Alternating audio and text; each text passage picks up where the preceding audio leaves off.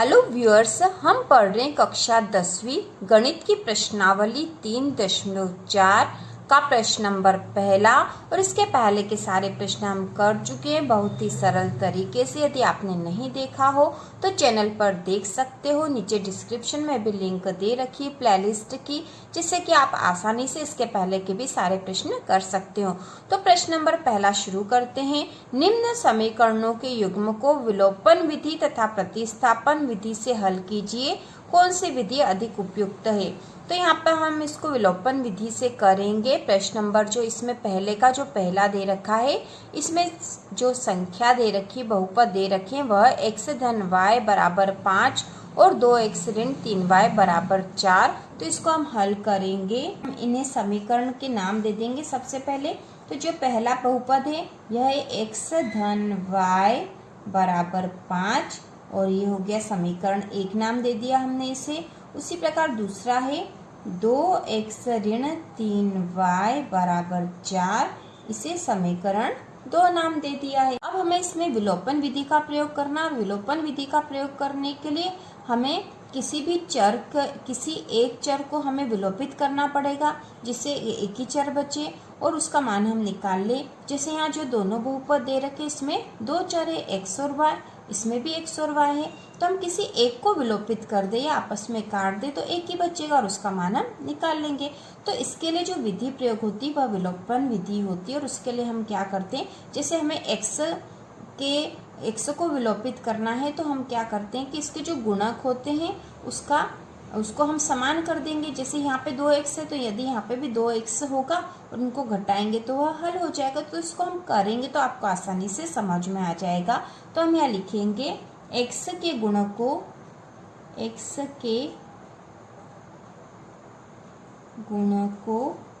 को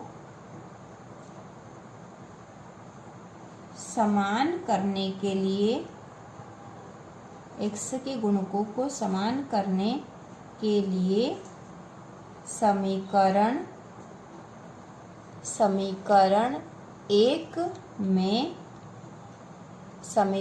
एक में किसका गुणा कर देंगे हम? 2 का। ठीक है, 2 का यहाँ गुणा कर देंगे तो 2x हो जाएगा।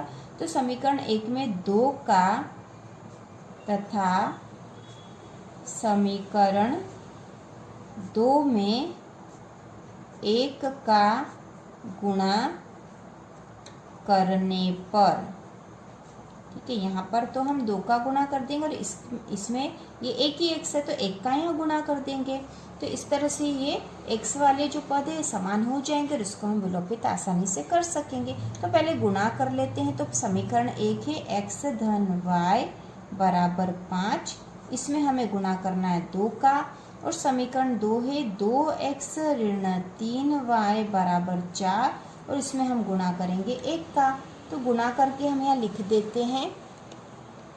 तो 2 का x धन y बराबर 5 में गुणा करने पर हो जाएगा, 2 का x में गुणा करेंगे तो 2x धन 2 का y में गुणा करा तो 2y बराबर 2 का 5 में गुणा करा तो 2 पंजे 10। और ये जो नई समीकरण आई है इसे हम समीकरण 3 नाम दे देंगे। ठीक है, ताकि हम आसानी से समझ सके कि ये कौन सी वाली समीकरण थी। अब एक का इस समीकरण में या इस बहुपद में गुणा करेंगे तो ये कि यही आ जाएगा, क्योंकि एक का किसी भी संख्या में गुणा करेंगे तो वही संख्या आ जाएगी। तो हम ये लिख देंगे 2x ऋण 3y बराबर 4 और इसे हमने दे दिया समीकरण 4 नाम। तो अब हमारे पास 2 नई समीकरण आ गई, समीकरण 3 और समीकरण 4, जिसमें कि x वाले जो पद हैं वो दोनों ही समान है। ये भी 2x और ये भी 2x हो गया। अब हमें x वाले पद को विलोपित करना है तो इसके लिए हम समीकरण 3 में से समीकरण 4 को घटा देंगे। तो अब हम लिखेंगे समीकरण 3 में से समीकरण 4 को घटाने पर, तो यहाँ घटाएंगे हम। तो सबसे पहले समीकरण 3 लिख देंगे 2x धन 2y बराबर 10, ये समीकरण 3 लिख दी है। अब 4 लिखेंगे 2x ऋण 3y बराबर 4। तो हमें पता ही है कि बहुपद वाले जो समीकरण इस प्रकार से जब घटाते हैं तो इनके चिन्ह बदल जाते हैं। तो जैसे नीचे वाला जो बहुपद होता है उसके चिन्ह बदलते हैं। ठीक है, नीचे वाला बहुपद कौन सा, ये वाला, तो इस वाले के चिन्ह बदल जाएंगे। तो 2x है तो ये ऋण का हो जाएगा, क्योंकि यहाँ पे धन का है, ये ऋण है तो ये धन का हो गया, और ये धन का है तो यहाँ ऋण का हो गया है।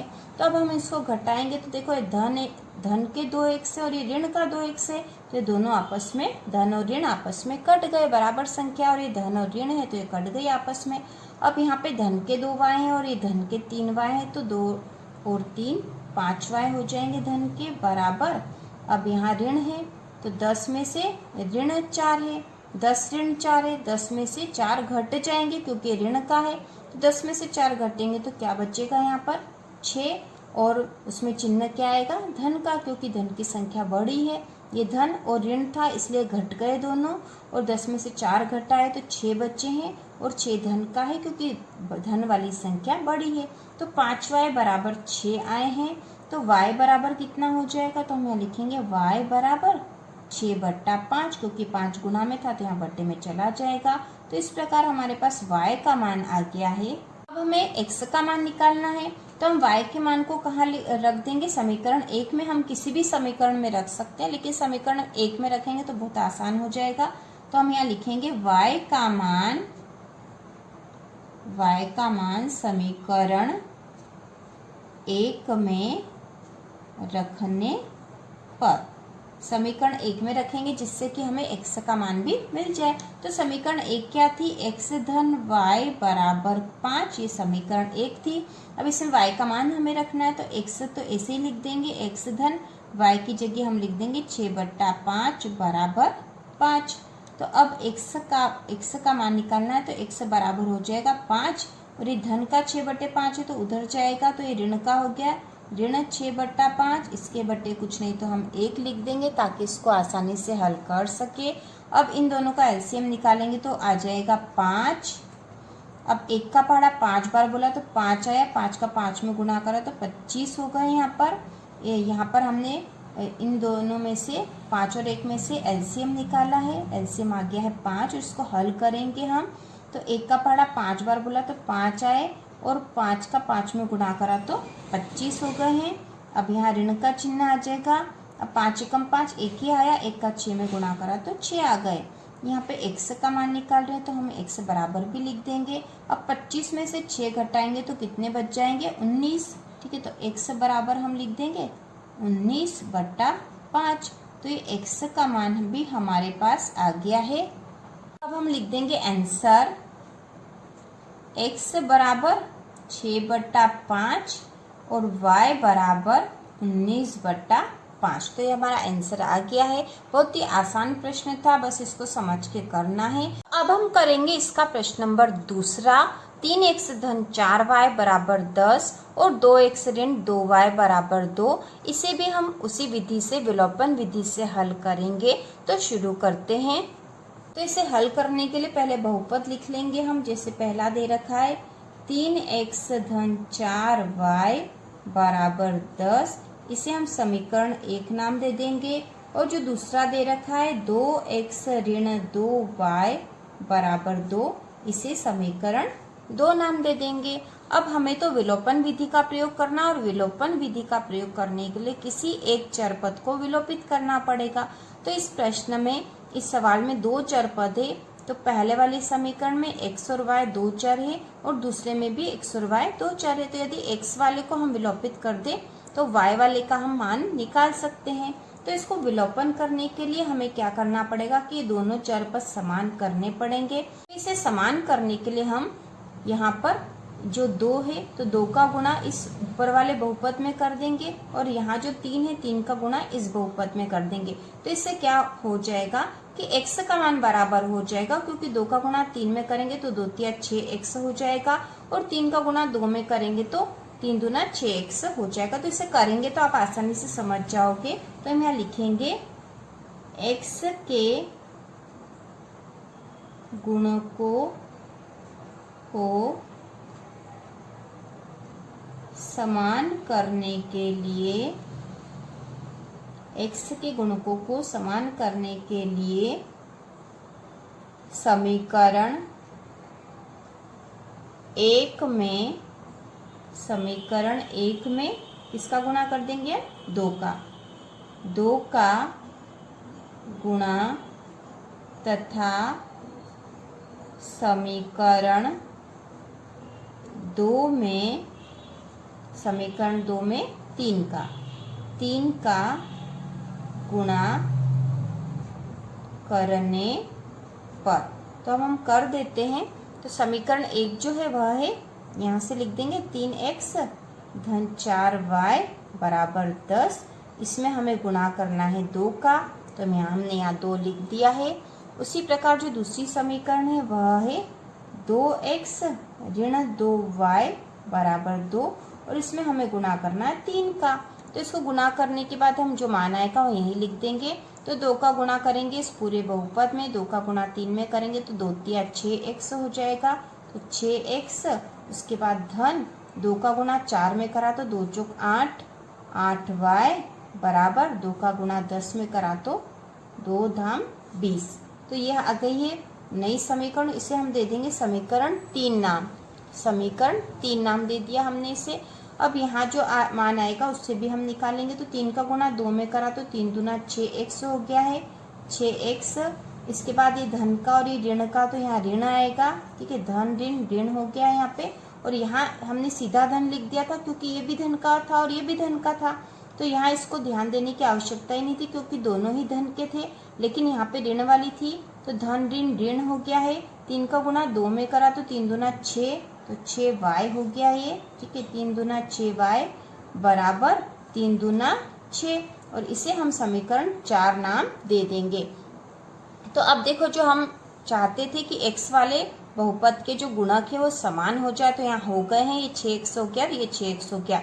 इसीलिए हमने यहाँ पर समीकरण 1 में 2 का गुणा करा और समीकरण 2 में 3 का गुणा करा, क्योंकि हमें x के गुणक समान करने थे। और समान करके हम इनको घटा देंगे, और घटा देंगे तो घटाने से एक धन का और एक ऋण का हो जाएगा, तो वो विलोपित हो जाएगा। तो हम करेंगे तो आप आसानी से समझ जाओगे। तो हम यहाँ लिखेंगे, हम समीकरण 3 में से 4 को घटा देंगे, क्योंकि समीकरण 3 में यहाँ 20 आ रहे हैं, इसमें से ये 6 घट जाएंगे। तो हम यहाँ लिखेंगे समीकरण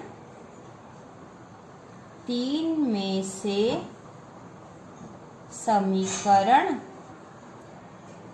4, ठीक है, समीकरण 3 में से समीकरण 4 को घटाने पर, तो घटा देंगे हम। तो समीकरण 3 क्या है? 6x धन 8y बराबर 20, और समीकरण 4 है 6x ऋण 6y बराबर 6। तो अब जब घटाते हैं इस प्रकार के बहुपद को, तो उनके नीचे वाला जो बहुपद होता है जिसको घटा रहे हैं उसके चिन्ह बदल जाते हैं। तो ये धन का है तो ये हो जाएगा ऋण का, ये ऋण का था तो ये धन का हो जाएगा, और ये धन का है तो ये ऋण का हो जाएगा। अब इसको घटा देंगे तो ये देखो, ये धन का है और ये ऋण का, तो दोनों आपस में कट जाएंगे। तो ये धन का 6x और ऋण का 6x आपस में कट गए। अब क्या बचा है? धन का 8y और ये धन का ही 6y, तो दोनों जुड़ जाएंगे। 8 और 6 14y हो जाएंगे, 14y बराबर, अब ये 20 धन का है और ऋण का 6 है, तो धन ऋण ऋण मतलब घट जाएंगे दोनों, और चिन्ह बड़ी संख्या का आ जाएगा। तो 20 में से 6 घट गए, कम हो गए, तो बचे 14। तो हम यहाँ लिख देंगे 14। अब हम y का मान निकाल लेते हैं, ठीक है। 14y बराबर 14 हुए, तो y बराबर 14/14, तो 14 एकम 14, 14 एकम 14, तो y बराबर हो गया 1। तो हमने y का मान निकाल लिया, y बराबर 1 आ गया है। अब हम इससे x का मान भी निकाल लेंगे, तो हम y का मान लिख देते हैं हम समीकरण 1 में। तो हम लिखेंगे y का मान समीकरण 1 में रखने पर, तो y का मान हम समीकरण 1 में रख देंगे, जिससे कि हमें x का भी मान आ जाए। समीकरण 1 क्या है? समीकरण 1 है 3x धन 4y बराबर 10। अब इसमें हम y का मान रख देंगे, तो y बराबर तो 1 आया है, तो हम लिख देंगे 3x धन 4 और y की जगह 1 बराबर 10। 4y मतलब 4 गुणा y है, तो 4 गुणा 1 कर दिया क्योंकि y का मान 1 आया है। तो इसको हल कर लेंगे, 3x धन 4 का 1 में गुणा करा तो 4 बराबर 10। अब यहाँ हो जाएगा 3x बराबर 10 ऋण 4, ये धन का 4 है, बराबर के उधर जाएगा तो ऋण का हो गया है। अब हम लिखेंगे 3x बराबर 10 में से 4 कम हुए तो बच्चा 6 और x बराबर हो जाएंगे 6/3, क्योंकि 3 इसके साथ गुणा में था तो बराबर के इधर जाएगा तो ये बट्टे में आ जाएगा। तो 3 एकम 3, 3 दूना 6, x बराबर हो गया 2। तो x का मान आ गया है 2 और यही हमारा आंसर हो जाएगा। हमारे x और y दोनों के मान आ गए हैं। तो x बराबर 2, y बराबर 1। इस प्रकार विलोपन विधि से x और y दोनों के मान हमने निकाल लिए हैं। इसके बाद हम करेंगे इसी का तीसरा प्रश्न और प्रश्न है 3x ऋण 5y ऋण 4 बराबर 0 और 9x बराबर 2y धन 7। तो इसे हल करते हैं। इसे हम हल करेंगे तो सबसे पहले ये जो समीकरण दे रखे हैं इन्हें हम एक समान लिख लेंगे। जैसे यहाँ पर तो 3x ऋण 5y ऋण 4 बराबर 0 दे रखा है और यहाँ 9x बराबर है 2y धन 7। तो हम सबसे पहले इसे व्यवस्थित करके लिखेंगे।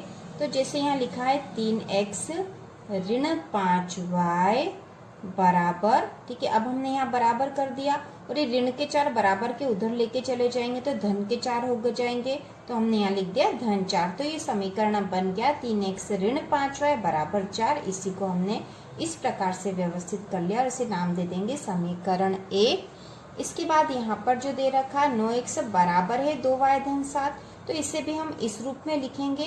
तो 9x, अब 2y को हम इधर ले आएंगे तो धन का तो ये ऋण का हो जाएगा। तो ऋण 2y बराबर 7, क्योंकि बराबर के इधर ही 7 है तो यहाँ 7 यहीं आएगा और इसे हमने नाम दे दिया समीकरण 2। तो इस प्रकार ये हमारे पास एक समान समीकरण बन गए हैं जहाँ की x और y बराबर के इस तरफ है और जो संख्याएं हैं वो इस तरफ आ गई है। तो अब हम इसे हल करेंगे। तो सबसे पहले हम यहाँ पर क्या करते हैं कि हम किसी एक चर पद को समान करने की कोशिश करते हैं। तो यहाँ पर हम x वाला जो चर है इसे इसके साथ जो संख्या दे रखी है इसे हम समान करेंगे, मतलब इसके जो गुणक दे रखे हैं इसे समान कर लेंगे ताकि हम इन्हें आपस में जब घटाएं तो ये आपस में विलोपित हो जाए और हमारे पास y का मान हम निकाल लें। तो हम यहाँ लिखेंगे x के गुणकों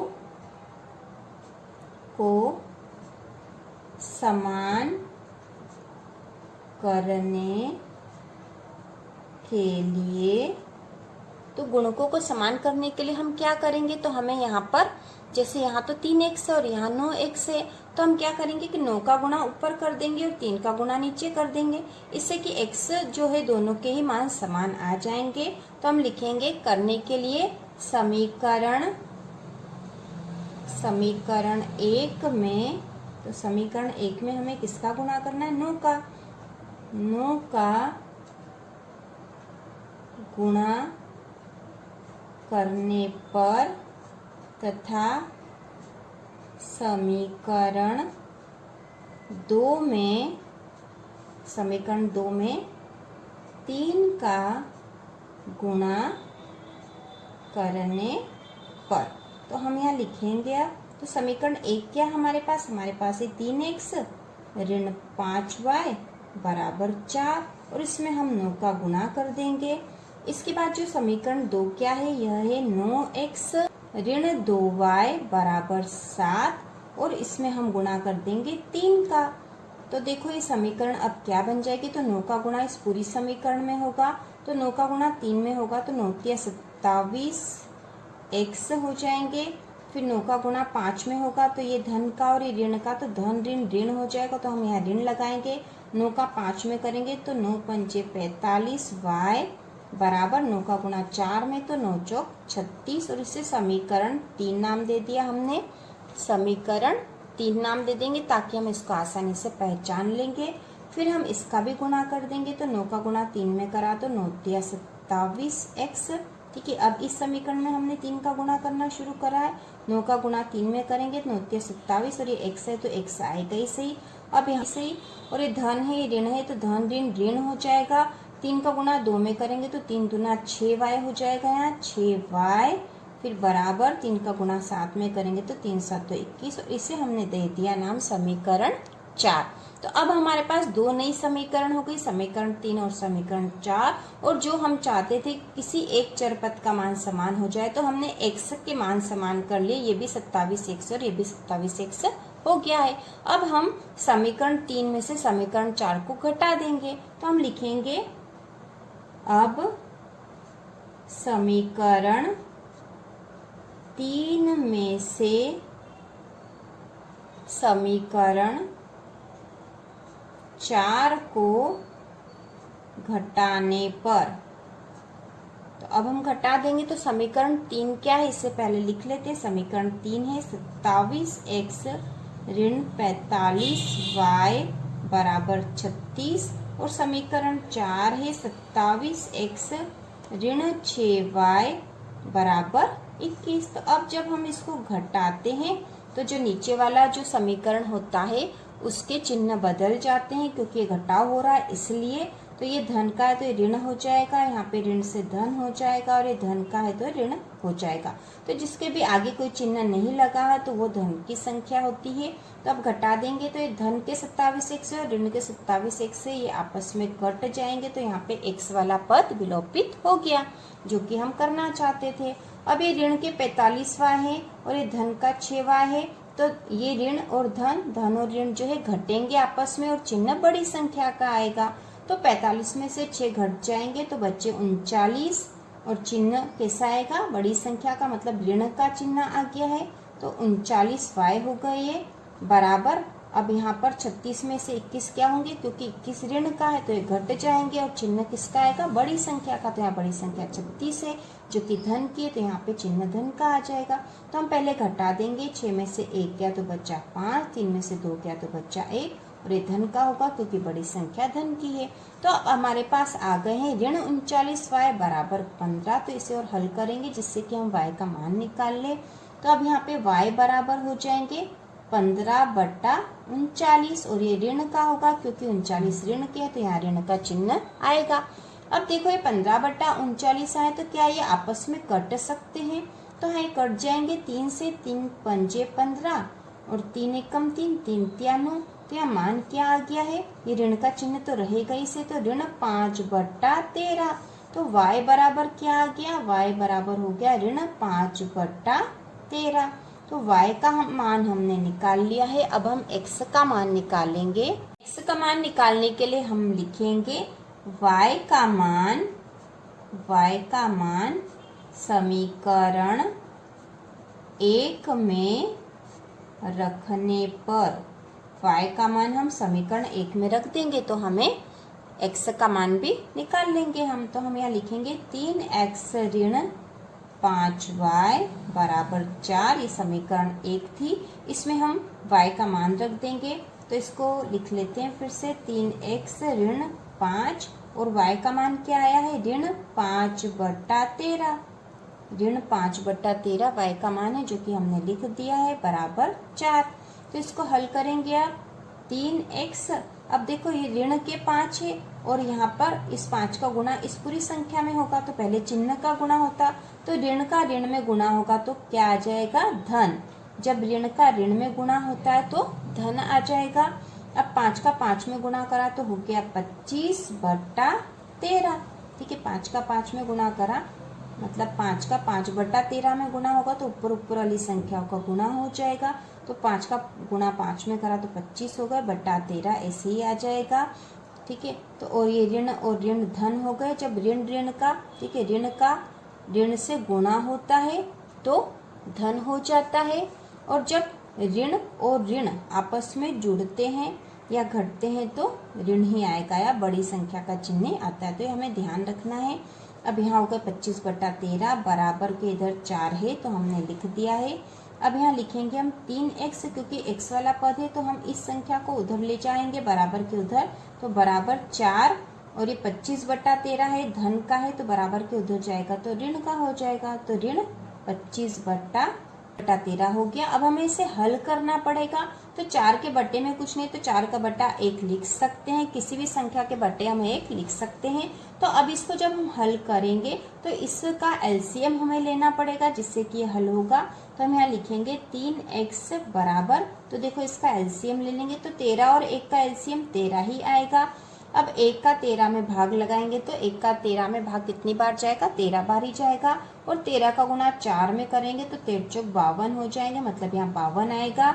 ऋण 13 का भाग 13 में लगाया तो 1 आया, 1 का गुणा 25 में करा तो 25 ही आएंगे। तो 52 ऋण 25 बटा 13 हुआ है।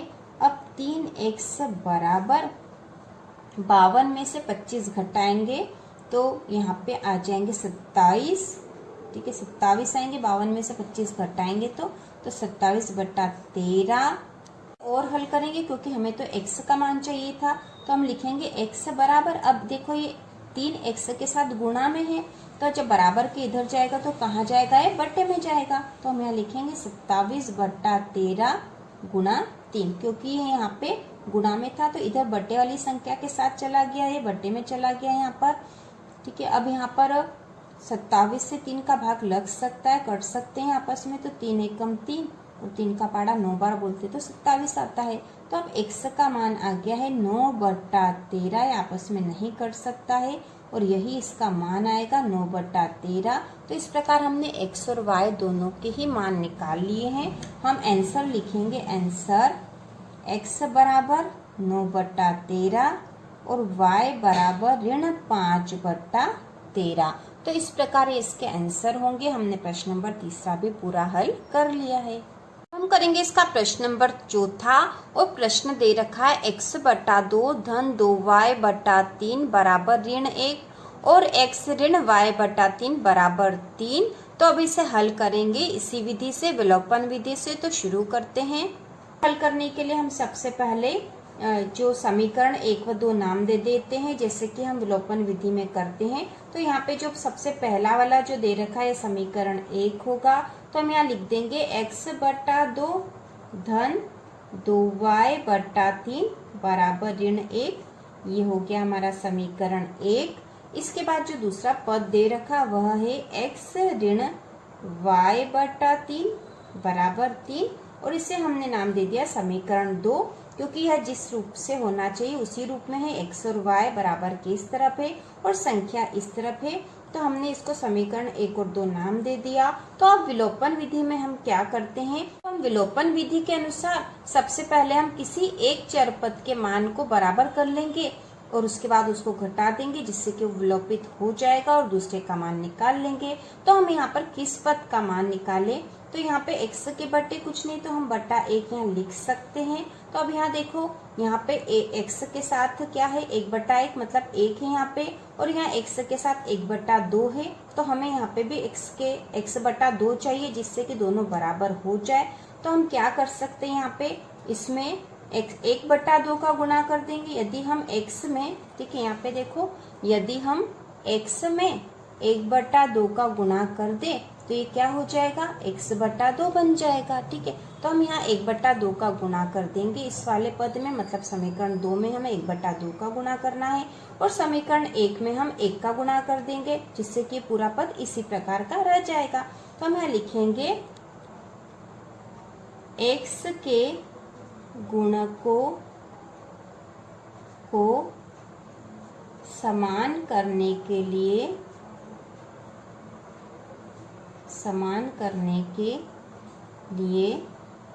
समीकरण 1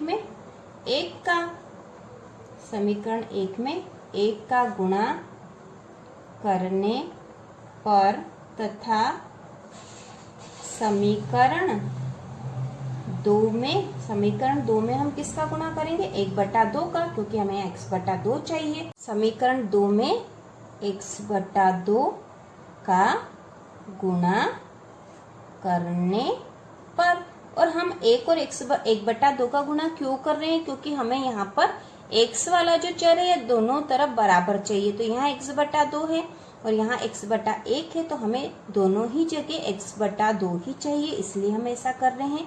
तो अब हम यहाँ लिखेंगे समीकरण 1 क्या हमारी, समीकरण 1 है x बट्टा 2 धन 2y बटा 3 बराबर ऋण 1। इसमें तो हम 1 का गुणा कर देंगे और समीकरण 2 है x बटा 1 ऋण y बटा 3 बराबर 3 और इसमें हम 1 बटा 2 का गुणा कर देंगे। तो अब हम यहाँ पे जो समीकरण बनेगी वह लिख देते हैं। ठीक है, तो यहाँ पे 1 का गुणा करेंगे तो यह तो पूरा पद ऐसा ही रहेगा, तो हम लिख देंगे x बटा 2 धन 2y बटा 3 बराबर ऋण 1। यह पद पूरा ऐसे ही रहेगा और इसे हमने नाम दे दिया समीकरण 3। ठीक है, ताकि हमें ध्यान रहे, हमने समीकरण 3 नाम दे दिया इसे। अब देखो यहाँ 1 बटा 2 का जो गुणा है इस समीकरण में होगा, तो 1 बटा 2 का गुणा सबसे पहले x बटा 1 में होगा, तो इसका गुणा इसमें होगा तो क्या हो जाएगा, 1 का गुणा x में होगा तो x से ही रहेगा और 2 का गुणा 1 में होगा तो 2 हो जाएगा। मतलब यहाँ हो जाएगा x बटा 2, ऊपर वाले का गुणा हो जाएगा और नीचे वाले का गुणा हो जाएगा। अब देखो ये धन का है और ये ऋण का, तो धन ऋण ऋण हो जाएगा यहाँ पे। अब 1 बटा 2 का गुणा y बटा 3 में करेंगे तो 1 का y में गुणा करेंगे तो y ही आ जाएगा, बटे 2 का गुणा 3 में होगा तो 2 तिया 6 हो गया है। अब इसके बाद बराबर, अब 1 बटा 2 का गुणा 3 में होगा तो क्या हो जाएगा, 1 का गुणा 3 में होगा तो 3 आ जाएगा, इसके बट्टे 2 का 2 ही रह जाएगा। मतलब 3 के बट्टे कुछ नहीं तो इसके बट्टे 1 है, तो 2 का 1 में गुणा हुआ तो 2 आ गया। इसको हमने समीकरण 4 नाम दे दिया। तो समीकरण 3 और समीकरण 4 हमें प्राप्त हो गई है। और देखो हमें जो चाहिए था x बटा 2 यहाँ पे भी हो गया और x बटा 2 यहाँ पे भी हो गया।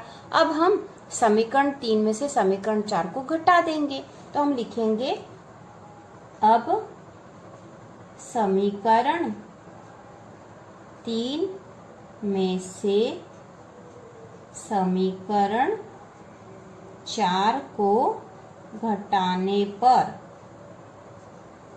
अब हम समीकरण 3 में से समीकरण 4 को समीकरण 3 में से समीकरण 4 को घटा देंगे। तो सबसे पहले लिख लेते हैं समीकरण 3। समीकरण 3 है x बटा 2 धन 2y बटा 3 बराबर ऋण 1 और समीकरण 4 क्या है, x बटा 2 ऋण y बटा 6 बराबर 3 बटा 2। तो जब हमें पता है कि जब हम इस प्रकार से जब घटाते हैं तो जो नीचे वाला पद है उसके चिन्ह बदल जाते हैं। तो देखो अब यहाँ पर हम नीचे वाले जो पद में जो भी पद हैं उनके हम चिन्ह बदल देंगे। तो ये जो धन का है ये ऋण का हो जाएगा, ऋण के स्थान पर धन का है और ये धन का है तो ऋण का हो गया, क्योंकि इसके आगे कोई चिन्ह नहीं, मतलब ये धन का है तो इसको हमने ऋण बना दिया है, क्योंकि हम घटा रहे हैं और घटाओं में यहाँ चिन्ह बदलते हैं। अब हम x बटा 2 और x बटा 2, ठीक है, ये धन का और ऋण का, तो ये आपस में कट जाएंगे। इस प्रकार से पद विलोपित हो गया है। अब यहाँ 2y बटा 3 है और यहाँ पे है धन y बटा 6। तो अब इसको हमें तो जोड़ना है, तो देखो इसको कैसा जोड़ेंगे। तो यहाँ पे 2y बटा 3 है और ये धन का y बटा 6, मतलब ये दोनों पद जुड़ेंगे। तो इनको जोड़ने के लिए हम क्या करेंगे, इनको जोड़ लेते हैं पहले रफ में। तो यहाँ पे दे रखा है 2y बटा 3, ठीक है, 2y बटा 3 और धन, क्योंकि ऋण का था और उसका चिन्ह बदल गया, धन क्या हो गया है, और ये है y बटा 6, y बटा 6, इन दोनों को जोड़ देंगे तो कितना मान आएगा। तो इसको जोड़ने के लिए हम क्या करेंगे, इसका हमें एलसीएम निकालना पड़ेगा। इस प्रकार से जब हम जोड़ते हैं तो हमें एलसीएम निकालना पड़ता है। तो यहाँ पे 3 और 6 का एलसीएम निकालेंगे, तो 3 और 6 का एलसीएम इस प्रकार से निकालते हैं। इसमें किस संख्या का भाग सबसे पहले चला जाएगा, तो पहले छोटी संख्या का भाग लगाना है। तो 6 में 2 का भाग चला जाएगा, तो 3 तो ऐसे ही आ जाएगा और 2 तिया 6, ठीक है। अब हम 3 का भाग लगाएंगे, तो 3 एकम 3 और 3 एकम 3, तो क्या आया है यहाँ पे जो गुणनखंड आए हैं 2 गुणा 3, ठीक है, 2 गुणा 3 मतलब 6। तो इसका जो एलसीएम आया वो कितना आ गया, 6, ठीक है, एलसीएम आ गया हमारे पास 6। अब इसको हल करेंगे तो 3 का पहाड़ा कितनी बार बोलेंगे कि 6 आ जाएगा, तो 3 का पहाड़ा 2 बार बोलते हैं, मतलब 6 में 3 का भाग लगाएंगे तो 3 दूना 6, 2 आया। उस 2 का गुणा ऊपर हो जाएगा तो 2 दूनी 4 और ये y है इसलिए y, तो 4y आ गया है। धन 6 का पहाड़ा एक ही बार बोलेंगे तो 6 एकम 6, 1 आया, 1 का y में गुणा करा तो y ही आ गया। तो बराबर कितना हो जाएगा, 4y और 1y मिलके ये हो गए 5y बटा 6। इस प्रकार 2y बटा 3 धन y बटा 6 को जब जोड़ा तो हमारे पास जो संख्या आई है वह है 5y बटा 6। तो हम यहाँ लिख देंगे, इन दोनों को जोड़ा तो हमारे पास आ गया है 5y बटा 6। अब देखो बराबर के इधर क्या है, ऋण 1 और ये ऋण 3 बटा 2 है, तो इनको भी हमें हल करना पड़ेगा। तो इसको भी हम हल कर लेते हैं। इसको हल करेंगे तो सबसे पहले ऊपर है ऋण 1 और ये ऋण का 3 बटा 2 है, इसे हल करेंगे तो देखो यहाँ 1 के बटे में कुछ नहीं तो हम बटा 1 लिख सकते हैं, इससे कोई फर्क नहीं पड़ता है। अब इसमें भी हम एलसीएम लेके ही हल करेंगे। तो यहाँ पे 1 और 2 का जब एलसीएम लेंगे तो आ जाएगा 2। 1 का पहाड़ा 2 बार बोला तो 2 आया, 2 का 1 में गुणा करा तो 2 आ गया। ठीक है, मतलब 2 में हम भाग लगाएंगे 1 का तो 2 ही आएगा। ठीक है, 1 दूना 2 आ गया, और 2 का गुणा ऊपर होगा तो 2 एकम 2 आए। तो यहाँ 2 आया, वो भी कैसा होगा, ऋण का, क्योंकि ये ऋण 1 है। अब 2 का 1 में भाग लगाया तो 1 ही बार जाएगा, तो 1 आया, 1 का 3 में गुणा करा तो 3 आ गया, और ये ऋण का 3 होगा क्योंकि ये ऋण की संख्या थी।